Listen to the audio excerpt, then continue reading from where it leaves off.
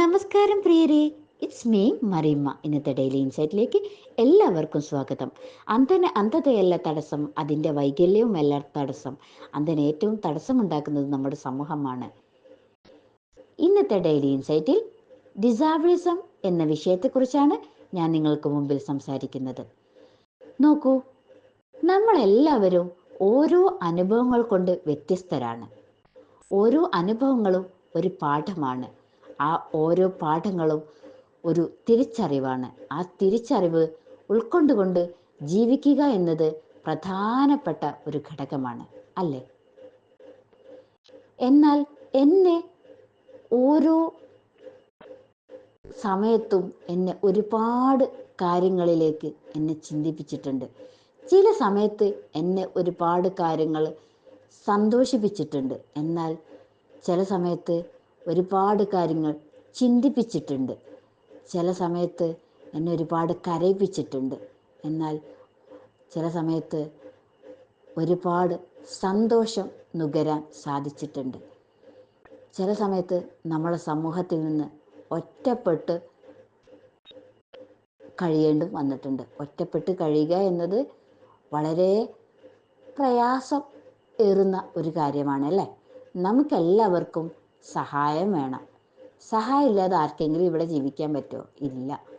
എന്തിനും ഏതെങ്കിലും ഒരു രീതിയിൽ സഹായം വേണ്ടി വരും, അല്ലേ? ഞാൻ പറഞ്ഞു, എന്നെ ആദ്യം ഒറ്റപ്പെടുത്തിയിട്ടുണ്ട്. നമ്മൾ എവിടേക്കെങ്കിലും പോകുമ്പോൾ നമ്മൾ ഇല്ല, അത് നിനക്ക് പറ്റില്ല, നീ ഇവിടെ ഇരുന്നോ, അങ്ങനെ പറഞ്ഞിട്ടുണ്ട്. പക്ഷേ അതിനെല്ലാം നമ്മൾ ഓവർകം ചെയ്യണം. നമുക്കത് അയ്യോ എനിക്ക് പറ്റില്ല, ഞാൻ ഇവിടെ തന്നെ ഇരിക്കും, അങ്ങനെ പറഞ്ഞു നിൽക്കാൻ പറ്റുമോ? ഇല്ല. നമ്മൾ അത് ഓവർകം ചെയ്യണം.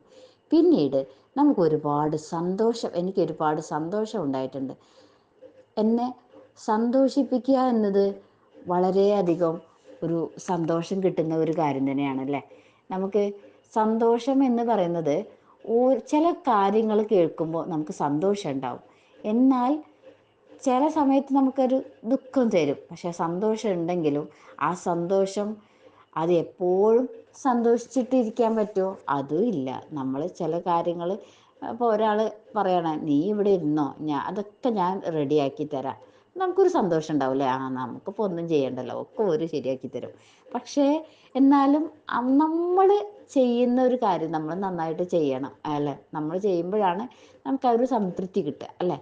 അപ്പം നമുക്ക് ചില സന്തോഷം ഉണ്ടാക്കുമെങ്കിലും അത് പൂർണ്ണമായിട്ട് സന്തോഷം ഉണ്ടാക്കില്ല, അല്ലേ? അങ്ങനെ ഉണ്ടായിട്ടുണ്ട്. എന്നാൽ ചില സമയത്ത് എന്നെ ചിരിപ്പിച്ചിട്ടുണ്ടെന്ന് ഞാൻ പറഞ്ഞല്ലോ. ചിരിപ്പിക്കുക എന്നത് നമുക്കെല്ലാവർക്കും പറ്റുന്ന ഒരു കാര്യമാണ്, അല്ലേ? എൻ്റെ അടുത്ത് ഒരാൾ ചോദിക്കുകയാണ്, നിങ്ങൾ ഉറങ്ങുമ്പോൾ കണ്ണിമ്പോ? എന്തൊരു ചോദ്യം അപ്പം അത്, അല്ലേ? ഉറങ്ങുമ്പോൾ എല്ലാവരും കണ്ണിമ്പോല്ലേ? നിങ്ങൾക്ക് ചിരി വരുന്നുണ്ടോ? അപ്പം ഇങ്ങനെയുള്ള കുറേ കാര്യങ്ങളുണ്ടാവും. പിന്നെ ഉറങ്ങും പക്ഷേ കണ്ണടക്കില്ല പറഞ്ഞ ഒരു ചൊല്ലി കേട്ടിട്ടില്ലേ? ഒരു കടങ്കഥ, മത്സ്യം, അല്ലേ? അപ്പം അങ്ങനെ ചില ചോദ്യങ്ങൾ ഉണ്ടാവും. പക്ഷേ നമ്മൾ അവരോട് എന്താ നിങ്ങൾ അങ്ങനെ ചോദിച്ചത്, അങ്ങനെ പോയി പ്രശ്നം ഉണ്ടാക്കാൻ പറ്റുമോ? ഇല്ല.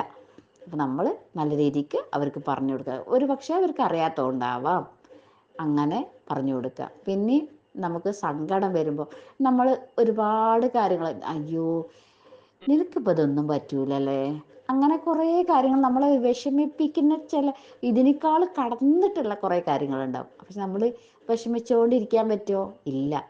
നമ്മളതൊക്കെ ഓവർകം ചെയ്യണം. നമുക്കത് കുറച്ചേരൊക്കെ കരയും, പിന്നെ കഴിഞ്ഞാൽ നമ്മളത് ഓവർകം ചെയ്തിട്ട് നമ്മൾ മറ്റു കാര്യങ്ങളിലേക്ക് നീങ്ങണം. ഞാൻ പറഞ്ഞു വരുന്നത്, നമുക്ക് ഒരുപാട് അവഗണന ഉണ്ടായാലും നമ്മളെല്ലാം അത് ധൈര്യപൂർവ്വം സമയത്തെ നേടിയെടുക്കണം. ഇനി നമുക്ക് ഒരു ജോലി നമ്മൾ അത്രയും ആഗ്രഹിച്ചിട്ട് നമ്മളൊരു ജോലിയിലേക്ക് നമുക്ക് വേണമെന്ന് വിചാരിക്കാം. പക്ഷെ നമ്മളെ ചിലപ്പം നമ്മൾ എന്തെങ്കിലും ഡിസേബിലിറ്റി കാരണം കൊണ്ടോ നമുക്കത് കിട്ടിയില്ല എന്ന് വിചാരിക്കാം. പോട്ടെ, നമ്മൾ വേറെ ജോലി നോക്കും. നമ്മൾ അത്രയും അതിൽ ഇങ്ങനെ ചിന്തിച്ചിട്ട് കാര്യമില്ലല്ലോ. കിട്ടിയില്ലെങ്കിൽ നമുക്ക് ഒരുപാട് ജോലിയുണ്ട്, നമ്മളത് വേറെ നോക്കും, അത്രയും. അപ്പം അങ്ങനെ നമ്മളെ തന്നെ മോട്ടീവ് ചെയ്ത് എടുക്കുക, അതാണ് എനിക്ക് പറയാനുള്ളത്. പിന്നെ നമുക്ക് നമ്മുടെ കൂടെയുള്ള നമ്മുടെ കൂടെ ചിലപ്പോൾ ഒരുപാട് ഡിസബിലിറ്റി ഉള്ള ഒരുപാട് പേരുണ്ടാവും. പക്ഷേ അവരെ നമ്മൾ മാറ്റി നിർത്താൻ പാടുണ്ടോ? ഇല്ല. നമ്മളവരെ ചേർത്ത് നിർത്തണം. നമ്മളവരുടെ കൂടെ സന്തോഷത്തിലും ദുഃഖത്തിലും പങ്കുചേരണം. ഒപ്പം നമുക്ക് ചെയ്യാൻ പറ്റുന്ന സഹായങ്ങളും അവർക്ക് ഒരു കൈത്താങ്ങ്. സഹായം എന്ന് പറഞ്ഞാൽ അവരുടെ കൂടെ എല്ലായ്പ്പോഴും നിൽക്കുക അങ്ങനെയല്ല, അവർക്ക് എല്ലാ കാര്യങ്ങളും ചെയ്തു കൊടുക്കുക അങ്ങനെയല്ല. പക്ഷെ ഒരു കൈത്താങ്ങ് കിട്ടിയാൽ മതി, ഒരു കൈത്തിരി കിട്ടിയാൽ മതിയായിരിക്കും. ബാക്കി അവരങ്ങോട്ട് ഉയർന്നു പോയിക്കോളും. അപ്പം അങ്ങനെ നമുക്ക് ചെയ്യാൻ പറ്റണം. നമ്മുടെ സുഹൃത്തുക്കളെല്ലാവരെയും നമുക്ക് നല്ല രീതിയിൽ നമുക്ക് അവരുടെ കൂടെ നിൽക്കാനും നമുക്ക് അവരെ നന്നായിട്ട് ഹെൽപ്പ് ചെയ്യാനും നന്നായിട്ട് അവരെ സപ്പോർട്ട് ചെയ്യാനും അവരുടെ ദുഃഖത്തിലും സന്തോഷത്തിലും അതുപോലെ എല്ലാത്തിലും നമുക്ക് പങ്കുചേരാനും സാധിക്കട്ടെ എന്ന് പറഞ്ഞുകൊണ്ട് നിർത്തുന്നു. Thank you so much.